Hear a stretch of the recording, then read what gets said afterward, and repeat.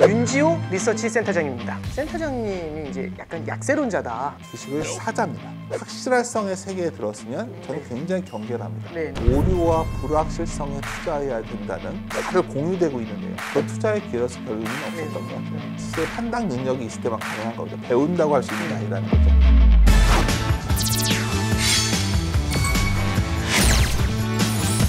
지금 시점에서는 투자를 좀 늘릴 수 있는 시점이라고 말씀을 해주셨는데 그럼 어쨌든 어려운 시장이다 보니까 옥석 가리기는 필요할 것 같거든요. 좀 구체적인 종목까지는 아니라고 하더라도 좀 어떤 기업의 주식에 투자를 하면 좋을지 좀 듣고 싶습니다. 좋은 투자 판단을 어떻게 우리가 데이터를 수집하고 또 미디어를 수집해서 할까? 그러면 제가 항상 드리는 말씀이 뭔가 모여지는 것, 여러 가지 것들을 주변에서 커피 먹다 하던 얘기, 그리고 오늘같이 이렇게 얘기하다가 또 지나가다가 뭘 보다가 그런 게 좋은 투자 아이디어, 다 알려진 것들. 뭔가 내가 말해서 퍼지는 듯한 것들은 별로 안 좋은 거예요. 지금 이제 이런 게 모여지는 거죠. 바이든 대통령이 한국에 왔는데 막 삼성전자를 방문해요. 어떤 분은 삼성전자 사란 얘기야. 이게 중요한 게 아니라 왜 저 사람들이 저러고 있을까? 도대체 기술 동맹은 도대체 뭘까? 그러면 이제 여기서 떠오르는 게 그래 최근에 뭐 글로벌 분업화가 커져가지고 데이터를 봤더니 이머징과 선진국의 교육이 예전엔 대다수였는데 선진국 간의 교육이 막 늘어납니다. 데이터를 보다 보니까 일본의 정밀기계 쪽이 기업들이 되게 실적이 좋아요. 우리나라에서도 보시면 반도체 소분업 업체가 실적이 좋아요. 지금 어느 쪽 방향으로 가고 있냐를 딱 보고 있다 보면 글로벌 밸류체인의 변화가 생겼는데 그 중에서 한국의 어떤 산업들은 상당히 역할이 커지고 있구나 정도는 우리가 공개된 정보를 통해서 알 수가 있는 거죠. 반도체, 2차 전지, 자동차 너무 뻔하잖아요. 근데 예전에도 그건 좋았는데 왜 지금에서야 윤지호 당신 얘기하냐? 예전에는 그게 비쌌거든요. 유동성 때문에. 이제 유동성이 빠지면서 이게 싸다고까지는 아니지만 좋은 기업이 합리적 가격에 와 있을 때가 좋은 주식이라고 합니다. 그래서 좋은 기업과 좋은 주식은 다르다고 하는데 뭔가 합리적 가격에 좀 다가서고 있는 것 같아요. 이럴 때는 위험을 안고 사는 것처럼 좀 사가면 되는 거거든요. 근데 여기서 뭔가 엄청난 내가 정말 아무도 모르는 신기술 가진 기업을 사야지. 그럼 되게 그 정보는 이렇게 확산돼 갑니다. 나만 알고 있는 줄 알았는데 일주일 돼 가면 쟤도 알고 있는 거고요. 한 달 뒤가 되면 책이 나옵니다. 그러니까 가만 보다 보면 굉장히 정부 정책이 중요합니다. 오늘도 우리 시장이 녹화하는 날 좀 흔들렸던 이유는 우리가 가져봤던 뛰어난 한국은행 총재가 부임하셨잖아요. 말씀이 너무 세련되셨어요. 너무 세련되니까 시장이 고민이 돼요. 이게 너무 논리적이니까 이게. 근데 뭐 이런 듯이 정책의 변화라는 거는 매우 중요합니다. 그래서 원래 우리가 경제학도 정치 경제학이라고 했잖아요. 뭐가 중요한 거냐? 그래서 정치와 경제가 연결된 게 뭘까요? 경제 정책이라는 거예요. 그랬을 때 이제 우리가 이제 5년 부전에 저 같은 사람들 데이터를 뒤져보기 시작하죠. 그럼 5년간 실효 법인세율이 가장 많이 올랐던 나라가 한국이거든요. 근데 인수위의 항목 중에 그 말이 있었어요. 더 신기한 거는 3월 8일인가 1,500개 기업 정도의 정경영 회원사한테 서베이를 했었는데 서베이도 내용이 굉장히 정책에 많이 들어가 있어요.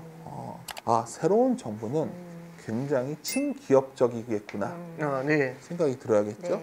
지금 우리가 질문에 대해서 이제 우리가 생각을 모아가는 겁니다. 예를 들어서 법인세율을 3%만 낮추면 반대로 산수를 해보면 이익이 3% 는다는 얘기 아니겠습니까? 그래서 제가 요즘 드리는 말씀은 우리나라 대표하는 기업들의 시대가 시작된 것 같다. 다들 아시죠? 무신사는 어때? 마카컬리는 어때? 뭐 광고도 다 거기만 나와요. 그런 거는 여전히 좀 비싸 보이고 반대편에서 이제 가상이 아닌 실제로 숫자를 만드는 기업들로 갈 수밖에 없어요.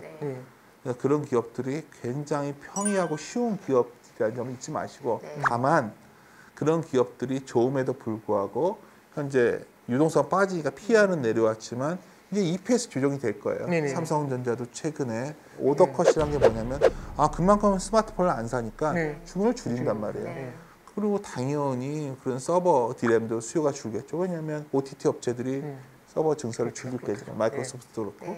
제가 그러면 이제부터 시작이었지. 언론은 도배할 겁니다. 이래서 안 좋다. 저래서 안 좋다.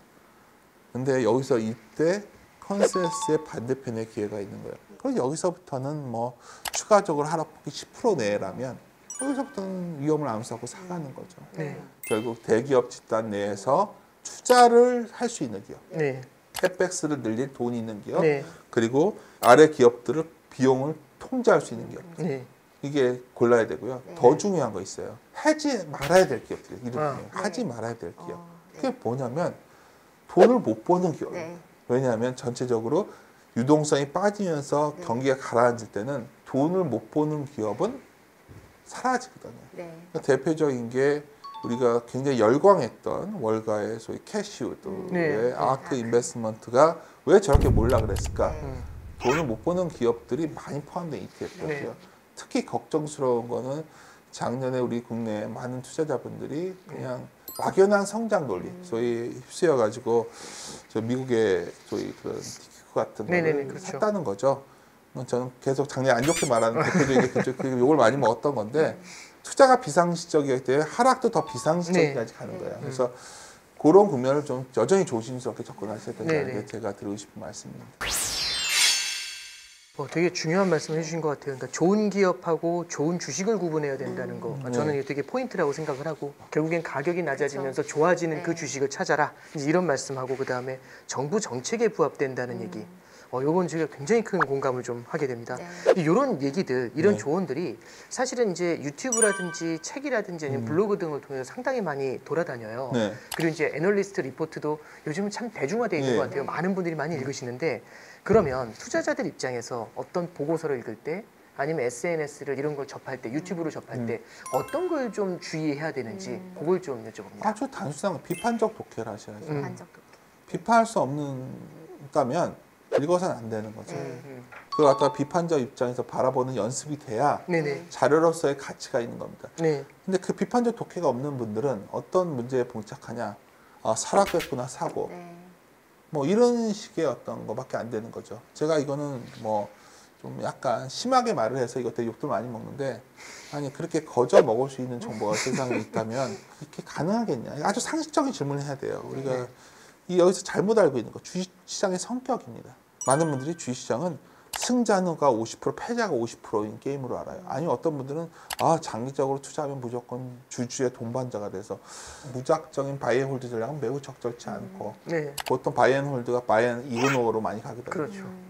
자료를 보실 때 그래서 뭐 의견 자체보다 거기에 쌓이는 데이터라던가 최근에 이러한 기업들이 좋은 내용이 나옴에도 불구하고 반응이 시원찮을 때 네네. 그럴 때 왜일까? 너무나 지나치게 낙관적으로 몰릴 때가 언제인가? 그리고 항상 말씀드리지만 그 자료를 읽으면서 지금의 컨센서스가 어딘가를 자꾸 추론하는 연습을 해야 돼요. 그렇다면서 얻을 수 있는 방법 중에 하나 좋은 정보를 어디서 얻냐 그러시면 왜 유사님은 굉장히 오픈되어 있기 때문에 외국의 주요 기업들의 가이던스 할 때 가이던스 갖다 좀 받으셔가지고 네. 읽어보세요. 읽어보시면 경기에 대한 시각, 네. 자료 만들 때 얼마나 고민했겠어요. 그렇죠. 앞으로의 네. 프로젝션을 어떻게 볼 네. 건지를. 그런 내용을 보시다 보면 다른 시각을 갖게 되십니다. 그러니까 50대 50의 홀짝 게임도 아니고 그건 보통 제로성 게임이라고 하죠. 근데 대개는 마이너스성 게임이에요. 마이너스성 게임이 뭐냐면 우리가 안 될 줄 알면서 복권을 사잖아요. 네. 그러면 복권은 몇 명은 금액 크게 당선되지만 대다수는 복권에 돈을 다 잃습니다. 네. 그게 바로 마이너스 썸 게임이에요. 주식시장의 성격도 비슷해요. 네. 대다수는 돈을 잃고요. 소수가 돈을 많이 벌어요. 그러면 여기서 아주 근본적 질문 던지시라는 거죠. 내가 투자하는 방식이나 내가 현재 포지션이 다수이냐 소수이냐. 네. 확률적으로 소수에 속했을 때 좀 더 확률 높은 선택이 되지 않을까 하는 게 네. 제가 지금까지 경험해온 세계 속에 내린 결론이었고 그 노력을 한번 하시려면 자료를 읽으셔야 되죠. 네. 자료를 읽으셔야 지금의 컨선이 어딘지를 알 수가 네. 있게. 그런 것만으로도 자료를 읽기는 매우 네. 유용합니다. 다만 자료를 읽어서 그걸 그대로 따라하겠다고 해서 자료를 읽는다면 그거 왜 읽는지 모르겠어요. 그 해설을 들은 건 아무 의미도 없거든요. 네. 네. 시간 가는 줄 모르고 말씀을 길게 들었습니다. 너무 네. 좋은 말씀 많이 해주셔가지고. 이제 가장 힘든 시간인데요. 오늘의 내용을 한 줄로 요약하는 시간이 있어요. 그래서 이제 저는 첫 번째로 좀 오늘 어떤 얘기를 들었다고 생각하냐면 투자의 열린 사회라는 생각을 좀 해요. 네, 처음에 진짜 부담이 확 느껴져요. 그렇게 멋지게 해야 되나요? 예. 답이 있다 이게 아니라 나와 있는 그 많은 정보에 대해서 열린 토론을 할 수 있으면 제 생각에는 윤 센터장님께서 이제 거기에 가장 선봉장이 되시지 않나 그런 생각을 해봅니다. 저는 일단 센터장님이 오늘 말씀해 주신 것 중에 컨센으로 모아진 인과관계는 잘 작동되지 않는다. 모든 사람이 인지하고 있기 때문에 그 반대편을 바라봐야 된다는 그 말씀이 너무 인상적이었고, 제가 이제 SNS 많이 본다고 했잖아요. 되게 인상 깊었던 말이 나는 반보 앞을 고민하는 사람이라고 말씀을 해주셨었어요. 저는 이제 사실 시장을 멀리 볼 수 있다라고 하면 너무 오만이고, 그렇다고 시장은 예측할 수 없으니까 아무것도 할 수 없다고 하면 사실 또 할 수 있는 게 없잖아요. 근데 뭔가 한 걸음도 아니고 반보를 바라보기 위해서 되게 치열하게 고민하신다는 말씀이 전 되게 저의 팬심을 고백하는 건데요. 그 말씀이 너무 좋았고, 반대쪽을 던지시다 보니까 안티가 많으시다고 하는데 저 같은 팬도 굉장히 많다는 걸 알아주시면 좋을 것 같습니다. 제가 항상 말씀드리는데 요즘 너무 어려워, 너무 복잡해 이런 표현을 하세요. 근데 이게 투자 세상은 항상 복잡했습니다. 왜 복잡하게 생각이 드냐면 너무나 뚜렷한 인과관계를 찾고 싶어 하세요. 다시 말씀드리지만은 인과관계 자체를 궁금해하시기보다 그 인과관계를 알면 내가 돈 낼 수 있다 이런 생각을 버리시고 오히려 지금 드러나는 현상 속에서 생각을 내가 이렇게 모아가는 훈련을 하시다 보면 어느 날 문득 말도 안 되는 생각이 드실 때가 있어요. 근데 그게 한 번에 다 되면 다 성공하겠지만 몇몇의 이제 석세스 스토리, 성공세를 가져가는 경험을 갖게 계신다면 그 다음 또 굉장히 순조로운 투자자가 되실 수 있습니다. 오늘 진짜 시간 가는 줄 모르고 좋은 말씀 많이 들었습니다. 네, 전설의 고수 윤지호 센터장님 시간이었습니다. 감사합니다. 감사합니다.